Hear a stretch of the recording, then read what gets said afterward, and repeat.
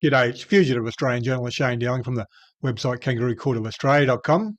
Now, there's a huge lie that's been told by the media, Walter Sofronoff and Janet Albrechtsen from the Australian, and they're definitely the ones who've been pushing that lie. And the lie is that Walter Sofronoff leaked the report, the ACT government report, into the alleged rape cover-up of Brittany Higgins, the police cover-up, and he leaked it to select media. That's a lie. He only leaked it to one journalist, Janet Albrechtsen. And then a few days later, he leaked it to an ABC journalist, obviously to cover his rear end, cover his hide. They obviously spoke together and said, oh, we better leak it to someone else so it's not so obvious what they're up to. So a couple of days later, they leaked it to someone else, an ABC journalist. But the media have been reporting, and Walter Sofronoff and Janet Albrechtsen obviously been pushing it, that it was leaked to select media. And that gives the public the impression that a number of journalists got it. Well, they didn't. Only one journalist received the leaked report before the government received it, and that was Janet Albrechtsen. Then a few days later, they gave it to the ABC to try and cover their tracks. And how do I know this? Well, Andrew Barr, the Chief Minister for the ACT government, had an interview Monday night, and he raised the issue. He said, well, why did he only leak it to her, then a few days later leak it to one other journalist? That's it, to cover their tracks. Now, the reason he leaked it to Janet Albrechtsen is quite clear. For the last 12, 18 months, she's been trashing Brittany Higgins, writing a lot of lies about her and anyone who supports her. And by leaking it to Janet Albrechtsen, that allowed her to frame the reporting, the initial reporting, and that's exactly what happened. She started attacking Shane Drumgold, saying, oh, this is in the report and that's in the report. And other media, such as Channel 10 and Channel 9, they all jumped on board and said, oh, yeah, Shane Drumgold, he's public enemy number one. We've got to go after him.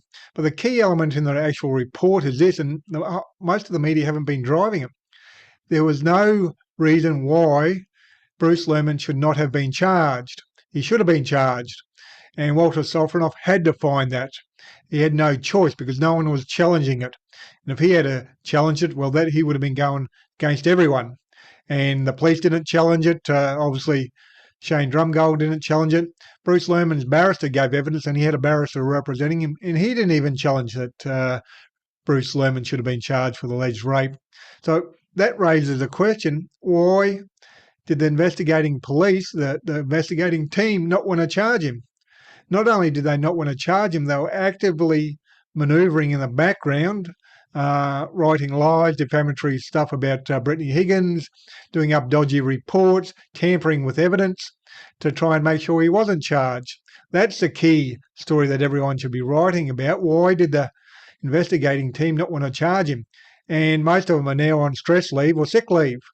And a number of them were on stress leave during the inquiry, and they couldn't give evidence. They were too stressed.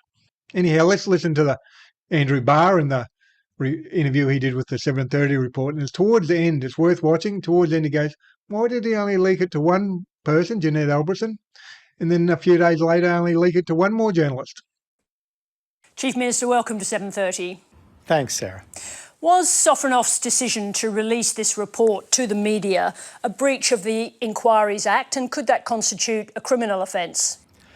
Well, look, it could be. I'm seeking further advice on that. Section 17 of the Act is quite clear about non-disclosure provisions.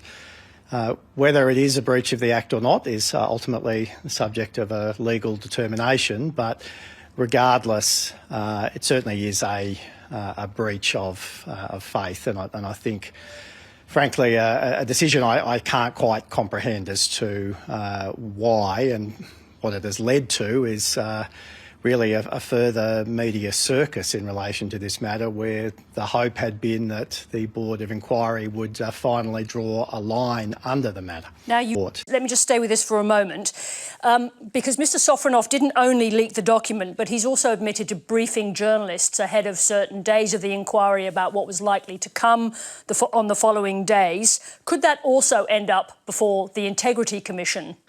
Well, look, it doesn't look good. I don't know what purpose it served from his perspective, and it's just not a good look. The question of who said what to whom and when is something that may need further examination.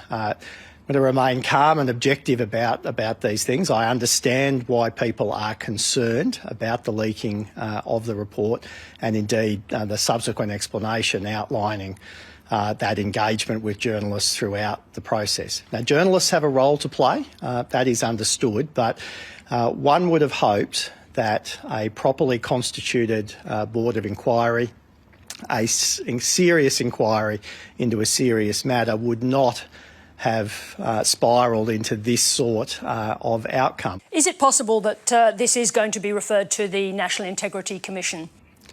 I don't believe the National Integrity Commission would be the appropriate entity. I believe the ACT Integrity Commission may be. I will seek further advice. In your press conference today, you have been critical of the Australian's Janet Albrechtsen without naming her specifically. Wasn't she just doing what journalists do, which is reporting a story that was given to her? Well, it was by Mr Sofronoff's indication to me, given under embargo. The consequence of breaching that embargo is there for all to see. I think it was unfortunate that the report was given to anyone.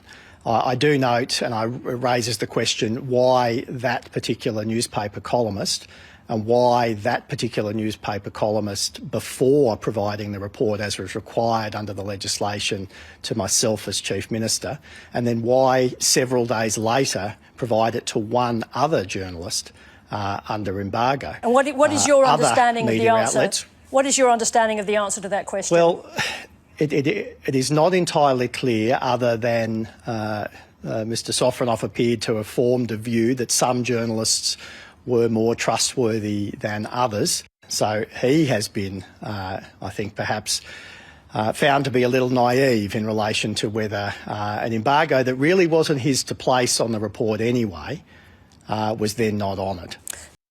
Yeah, I just published an article a couple of days ago, and it's titled "Corrupt Judge Walter Sofronoff, who faces up to 6 months jail and owns a plane in Toowoomba Airport, has gone into hiding." He's gone into hiding because, as you just watched, he's facing potential criminal charges by leaking it to Janet Albrechtsen. So why is a former judge, a former Solicitor General, I think, for the Queensland Government, and a barrister, qualified barrister, put his career at risk and potentially doing 6 months jail to leak it to one journalist? One. There's no select journalist he leaked it to. That's the big lie. If you read that, the reporter's lying to you. He leaked it to one journalist, then a few days later leaked it to one more. And by leaking it to one more, then they can say he was leaked to select journalists. Well, it wasn't. That's a lie. And obviously, this matter's got a long way to go. It's going to be going on for years and become wider and wider and engulf more and more people. Because now Walter Sofronoff is a fugitive Australian barrister, and we're both hiding out in Queensland.